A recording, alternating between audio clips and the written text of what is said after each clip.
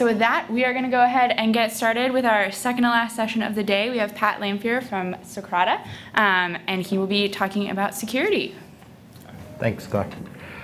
Hi, everyone. I'm Pat Lamphere. I have a tendency to wander around, so I apologize in advance and also talk too fast. So please feel free to yell, throw things, whatever. Definitely want this to be more of a discussion, less of a lecture, though the room doesn't really lend itself to that. Pat Lamphere, I'm here to talk about how Socrata is doing security, our approach, and the steps we're taking to get compliant and where we go from here. So we don't have that big of a security team because we're not that big of a company. So there's myself, there's our compliance officer, Alyssa Robbins, sitting right here. We also have a dedicated analyst, Aaron Tabrink, who's back in Seattle. And we've got an open head for a security architect, if anyone would like to join us. And everybody on the team has at least a decade's worth of experience, because let's face it, if you've got a team that's that small, it's got to be people who can really hit the ground running and come from the get-go.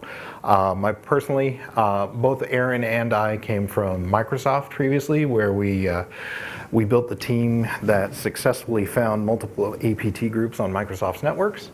Alyssa was at IOActive and the Gates Foundation doing security work over there. And so we take it very seriously. This is not just a hobby or anything like that. This is our day job. This is what we live and breathe. We are integrated with the engineering team, so we're not outside of the process. We're not one of those security teams that's kind of, you know, flies in and then goes away to their corner.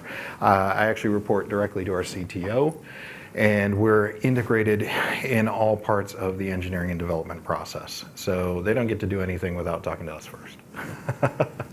And we're very open as we get more into this talk. Really want to emphasize that if you have a question, if you have a comment, you have a concern, anything at all, criticism, flames, whatever, you can email us directly. I'm pat.lamphere@socrata.com.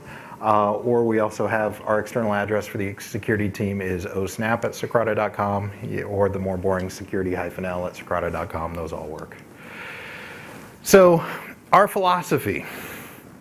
Socrata is the open data company, right? We take that and embrace that in the security world as well.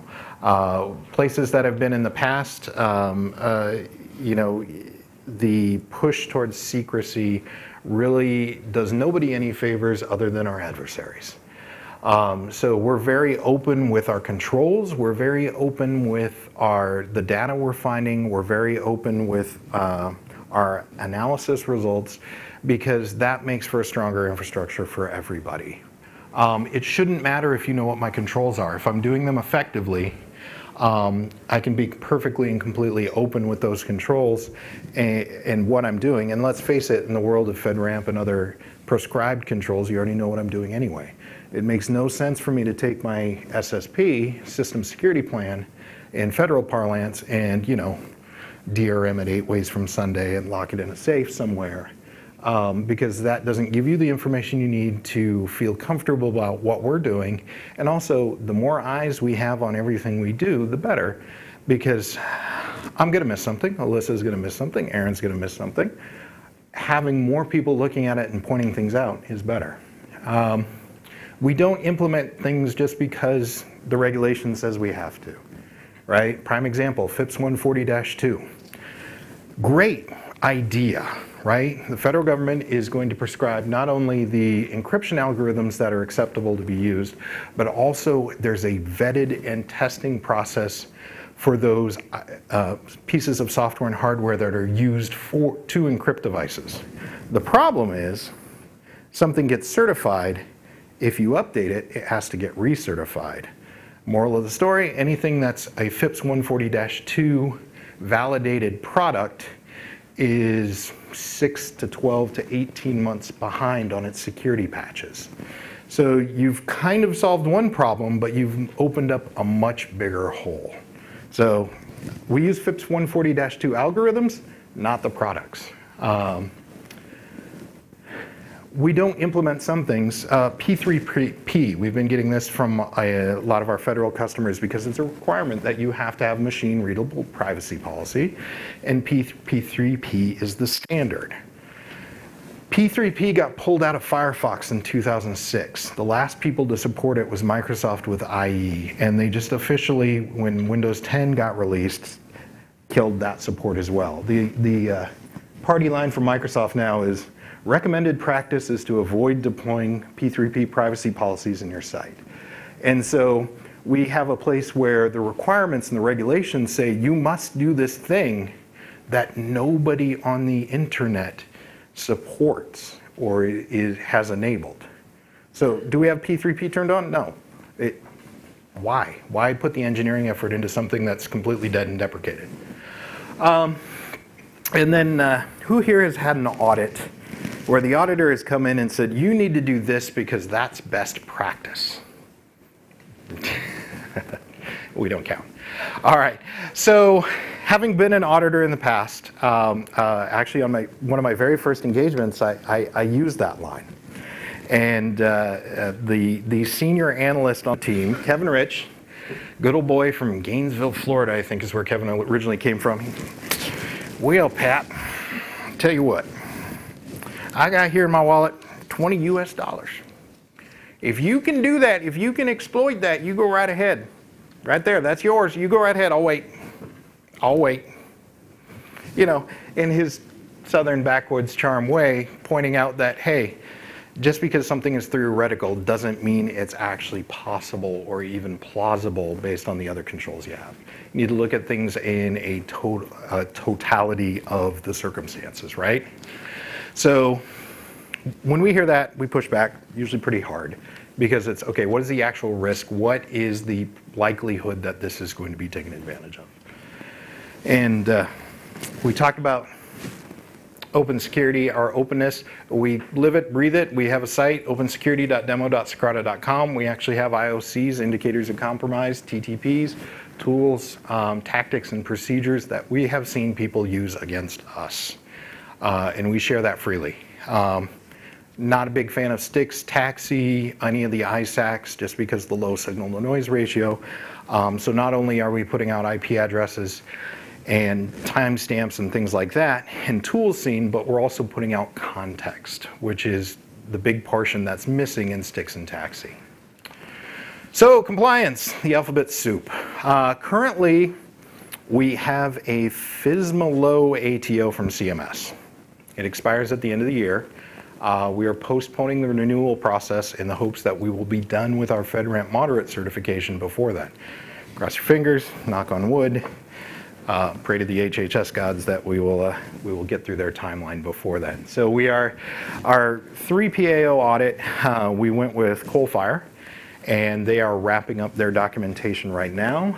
Alyssa and I will be on site next week at HHS headquarters to do the stage 1 review of our FedRAMP documentation package. And hopefully sometime in December, we will be through the stage 2. But again, that's entirely on their schedule. So we have a separate environment for FedRAMP. There's honestly not much difference between our FedRAMP environment and our non-FedRAMP environment. The FedRAMP environment does have a couple extra controls, the biggest being that our engineering team has to use Bastion hosts to get into it, and also our contractors, vendors, other third parties have no access to it. It's on a completely different region. FedRAMP is in US East. Makes sense, it's for federal customers, most of them are out here. Our non-FedRAMP customers are on US West 2. Again, this is all on AWS. If you've got another certification, another process, another thing that you need to be compliant with or you need us to be compliant with, please let us know.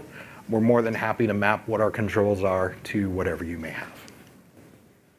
So the fun stuff that gets me out of bed and excited. Hunting for APTs, the advanced persistent threat, as Microsoft likes to, or Mandiant likes to call it. I like to think of it as attackers with a project manager who work 9 to 5, you know, Beijing time. Or Moscow Standard Time.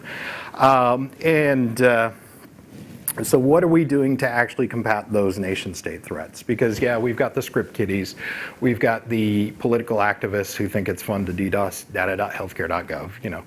But in reality, where's the true threat coming from? And so first things first, let's get rid of the low-hanging fruit. Socrata has a bug bounty program, which is somewhat unusual for a company of our size, but we'll pay you up to $1,500 to find vulnerabilities in our platform. Everybody here, please go, try. It's a great way to earn a little money on the side. We have external penetration tests performed by third parties, and I don't do black box penetration tests. They get a full briefing on our architecture and our environment so they don't waste their time trying to run Windows tools. And we also have customers that continually run scans against us. And all for that, all I ask is that you share the results.